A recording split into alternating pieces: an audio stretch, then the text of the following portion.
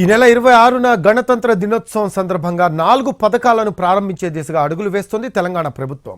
రైతు భరోసా, ఇంద్రమ్మ ఆత్మీయ భరోసాతో పాటు రేషన్ కార్డులు, ఇంద్రమ్మ ఇళ్లు ఇచ్చేందుకు అన్ని చర్యలు చేపట్టింది. తెలంగాణ వ్యాప్తంగా జిల్లాల్లో గ్రామ సభలు ప్రారంభమయ్యాయి. ఈ రోజు నుంచి ఈ నెల 24 వరకు జరిగే గ్రామ సభల్లోనే లబ్ధిదారుల ఎంపిక జరుగుతోంది. ఆన్లైన్ అయితే అర్హులైన వారందరికీ ఈ నెల 26 నుంచి 4 పథకాలు అమలు చేయనుంది తెలంగాణ ప్రభుత్వం.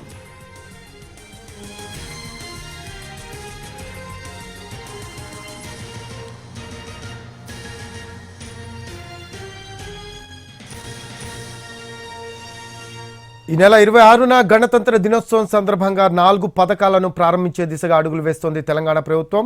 మోర్ అప్డేట్స్ తెలుసుకుందాం. మా కరెస్పాండెంట్ భూపాల్ ఉన్నారు. భూపాల్, మొత్తం 4 పథకాలు ప్రారంభించే దిశగా అడుగులు పడుతున్నట్టు మనకు సమాచారం అందుతుంది. దీనికి సంబంధించి లేటెస్ట్ అప్డేట్స్ ఏంటి భూపాల్? రఫీ, ఎన్నికల ముందు కాంగ్రెస్ ప్రభుత్వం ఎన్నికల ముందు ఇచ్చిన హామీ మేరకు ఒక్కొక్క హామీని అమలు చేసుకుంటూ వస్తుంది. ఈ నేపథ్యంలోనే ఈ 4 పథకాలని గణతంత్ర దినోత్సవం రోజున అట్టహాసంగా ప్రారంభించున్నారు. దీనికి సంబంధించి లబ్ధిదారుల ప్రక్రియ అనేది పారదర్శకంగా ఉండాలని గ్రామ సభలను నిర్వహిస్తుంది. ఖమ్మం జిల్లా వ్యాప్తంగా, ఖమ్మం భద్రాద్రి జిల్లా వ్యాప్తంగా అన్ని మండలాల్లో గ్రామ పంచాయతీలో గ్రామ సభల్ని ఏర్పాటు చేస్తున్నారు. అదేవిధంగా మున్సిపాలిటీల్లో వార్డు సభలని ఏర్పాటు చేస్తున్నారు. ఈ పరిస్థితుల్లో దాదాపుగా ఖమ్మం జిల్లాలో రేషన్ కార్డులకు సంబంధించి ఖమ్మం జిల్లాలో 30,000 మంది, అదేవిధంగా భద్రాద్రి జిల్లాలో 43,000 వరకు దరఖాస్తులు వచ్చాయి.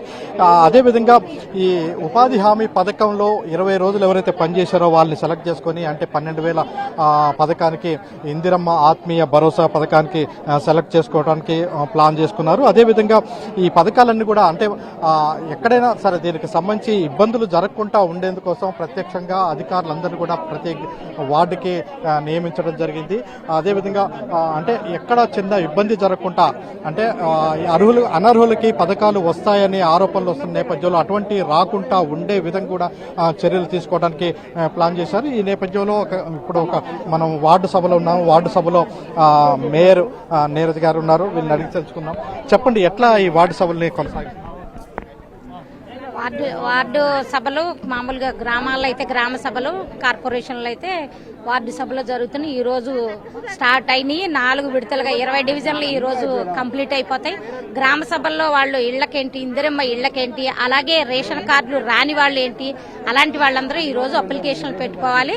ప్రభుత్వం, కాంగ్రెస్ ప్రభుత్వం మనకి ప్రతిష్టాత్మకంగా తీసుకుని ఈ రోజు ఇది ఈ రోజుతో ఆగేది కాదు, ఒక నెలతో ఆగేది కాదు, నిరంతర ప్రక్రియ. ఇందిరమ్మ ఇళ్లు గాని, రేషన్ కార్డులు గాని నిరంతర ప్రక్రియ కాబట్టి ప్రజలందరూ కూడా సహకరించండి, వర్రీ అవ్వద్దు. ఎవరు కూడా కొంతమంది అనర్హులకు వచ్చే అవకాశం ఉన్నదని ఆరోపణలు వస్తుంది. దీన్ని ఎట్లా చూస్తుంది?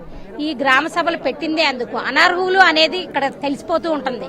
ఇప్పుడు ఒకళ్ళు కాకపోతే ఒకళ్ళే చెప్తూ ఉంటారు. అనర్హులు అనే వాళ్ళకి రాదు, ఎలిజిబుల్ వాళ్ళకి మాత్రమే ఇవ్వటానికే ఈ గ్రామ సభలు. ఈ గ్రామ సభలు అనేది పెట్టుకోవడం ప్రత్యేక ఏంటంటే అనర్హులకు ఇవ్వడానికి అవకాశం లేదు. అనర్హులకు ఇవ్వకుండా గ్రామంలో ఆ మధ్యలోనే వారి మధ్యలోనే ఎవరికి అర్హులు, ఎవరికి అర్హులు కాదు అనేది స్పష్టంగా తెలుసుకోవడం కోసమే గ్రామ సభలను ఏర్పాటు చేస్తున్నారని చెప్తున్నారు. అదేవిధంగా మొత్తం మీద ఉమ్మడి జిల్లా వ్యాప్తంగా కొద్దిసేపటి క్రితమే గ్రామ సభలు ప్రారంభమయ్యాయి. ఆ గ్రామ సభల్లోనే వీళ్ళు ఎలిజిబుల్, ఇన్ని దరఖాస్తులు వచ్చాయి, ఈ దరఖాస్తు ఎలిజిబుల్ అని కూడా అక్కడ వచ్చిన అధికారులు అనౌన్స్ చేస్తున్నారు. ఓకే అని అందరూ కూడా ఓకే అంటేనే ఆ గ్రామ సభలో ఆ పథకాన్ని వాళ్ళకి ఇచ్చే విధంగా నిర్ణయాలు తీసుకుంటున్నారు. Rafi, thanks for updates Bhupal.